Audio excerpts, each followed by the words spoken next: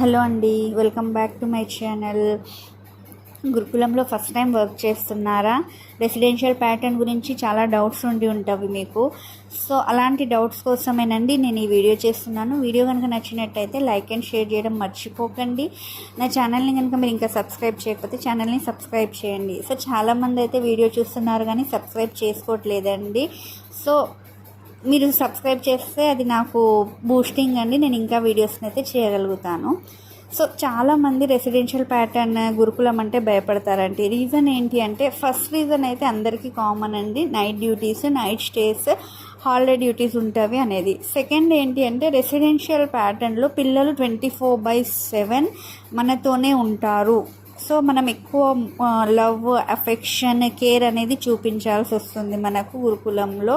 So responsibility అనేది ఎక్కువ ఉన్న జాబ్, కానీ కొన్ని ప్రికాషన్స్ తీసుకుంటే ఈ జాబ్ అనేది చాలా ఈజీ అయిపోతుందండి. నేను ఇంతకుముందు కూడా చెప్పాను, గురుకులంలో first priority is health, food, then education. ఓకేనా అండి? సో మనము ఫస్ట్ ప్రయారిటీ హెల్త్కి ఇవ్వాలి అంటే, మనకు స్టూడెంట్ యొక్క బ్యాక్గ్రౌండ్ కానివ్వండి, తనకు క్రానిక్ డిసీజెస్ ఏమన్నా ఉన్నాయా, తనకి హెల్త్ ఇష్యూస్ ఏమన్నా ఉన్నాయా అనేది ఇది కన్ఫామ్గా తెలిసి ఉండాలండి. ప్రతి హౌస్ పేరెంట్ మస్ట్ అండ్ షుడ్గా మీరు హౌస్ ఇన్ఛార్జ్ తీసుకున్న 2-3 డేస్ లోపు ఈ జెన్యూన్ ఇన్ఫర్మేషన్ అయితే మీ దగ్గర ఉండాలి. మీరు ఇది స్టూడెంట్ కేస్ స్టడీలో లేదా హౌస్ నోట్స్లో రాయాల్సి ఉంటుంది. ఇది అండర్లైన్ చేసుకోవాల్సిన వర్డ్ అండి మనం. సో చాలామంది చెప్పారండి వాళ్ళకి క్రానిక్ డిసీజెస్ ఉన్నాయంటే. ఎందుకంటే స్టూడెంట్స్ జాయిన్ అయినప్పుడు వాళ్ళు ఫిజికల్ ఫిట్నెస్ సర్టిఫికేట్ ఇస్తారు. సో జాయిన్ అయినప్పుడు వాళ్ళకు డిసీజెస్ ఏమన్నా ఉన్నా కానీ అది దాచి పెడతారు. సో మనం ఒకసారి పేరెంట్తో మాట్లాడి మనం వాళ్ళకి పాజిటివ్ వేలో కన్వే చేయాల్సి ఉంటుందండి. ఏంటి అంటే, ఫర్ ఎగ్జాంపుల్ ఒక స్టూడెంట్కి ఫిట్స్ ఉన్నాయి అనుకోండి, నేను ఎగ్జాంపుల్ చెప్తున్నాను. సో తను అందరిలో ఉన్నప్పుడు ఓకే, కానీ తను డార్మెటరీలో తను సింగిల్గా ఉన్నప్పుడు ఫిట్స్ వస్తే అది దాని కాన్సిక్వెన్సెస్ బేర్ చేయాల్సింది హౌస్ పేరెంట్గా మనము, మొత్తం ఇన్స్టిట్యూషన్. కాబట్టి మనం పేరెంట్స్కి ఆ ఇష్యూ అర్థమయ్యేలాగా చెప్పి తనకేమన్నా హెల్త్ ఇష్యూస్ ఉన్నాయా అనేది మాత్రం మనము కేస్ స్టడీలో రాయాలి. మనము డ్యూటీలో లేనప్పుడు డ్యూటీలో ఉన్న మేడంకి ఎవరైనా సిక్ ఉంటే మాత్రము ఆ సిక్ రిపోర్ట్ డ్యూటీ మేడంకి మాత్రం మనం ఇచ్చేసి వెళ్ళాలండి. సో తను అలర్ట్గా ఉంటుంది, మనం ఇంటి దగ్గర ఉన్న ప్రశాంతంగా ఉండగలుగుతాము. సో ఏఎన్ఎం ఎవరైతే స్టాఫ్ నర్స్ ఉంటారో తనకు కూడా ఇన్ఫర్మేషన్ ఉంటుంది, కానీ మనం ఇంకొకసారి ఇన్ఫర్మేషన్ అయితే ఇవ్వాల్సి ఉంటుంది. ఇంకొకటి నేను ఇక్కడ చెప్పగలుగుతున్నాను, న్యూ రిక్రూటెడ్ టీచర్స్కి మేబీ ఆల్రెడీ ప్రిన్సిపల్స్ అయితే ఈ విషయాలన్నీ చెప్పుంటారు.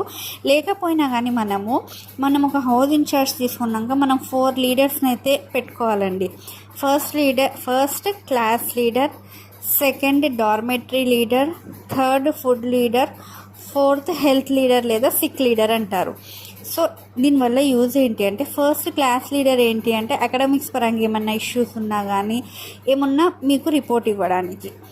సెకండ్ డార్మెటరీ లీడర్ ఏంటంటే డార్మెటరీ క్లీన్లీనెస్ ఎలా ఉంటుంది, డార్మెటరీలో ఏమైనా గొడవలు పడుతున్నారా, ఏమన్నా ఎవ్రీథింగ్ అనేది డామ్ లీడర్ నుంచి మీకు ఇన్ఫర్మేషన్ వస్తుంది.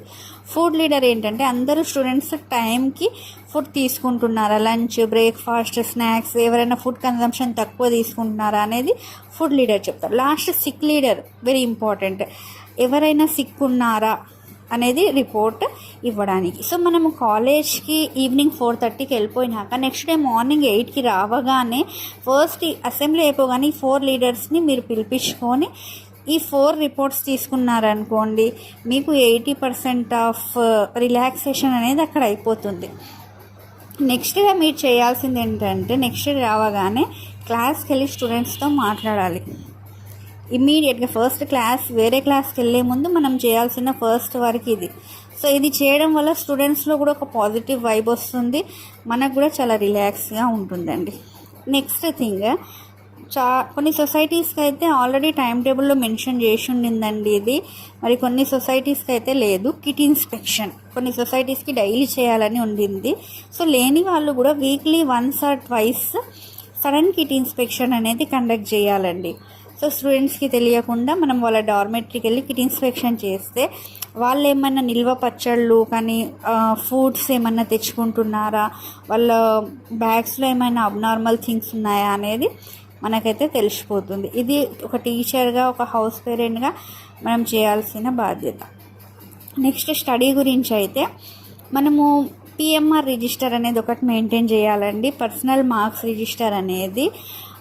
దీనివల్ల ఏంటి అంటే మనం స్లిప్ టెస్ట్ కానీ, వీక్లీ టెస్ట్ కానీ, ఎస్ఏ, ఎఫ్ఏ ఏం పెట్టినా అందులో మార్క్స్ వేసుకోవడం వల్ల దానివల్ల మనకు స్లో లెర్నర్స్ ఎవరు అనేది ఒక క్లారిటీ వస్తుంది. దానికోసం మళ్ళీ వాళ్ళకు మనం ఇప్పుడు కొంతమంది స్టూడెంట్స్ ఒక సబ్జెక్ట్లో బాగుంటారు, ఇంకో సబ్జెక్ట్లో బాగుంటారు. అలా మనం రిమైనింగ్ టీచర్స్తో కూడా కోఆర్డినేట్ అయితే స్టూడెంట్ యొక్క సిచ్యువేషన్ అనేది తెలుస్తుంది.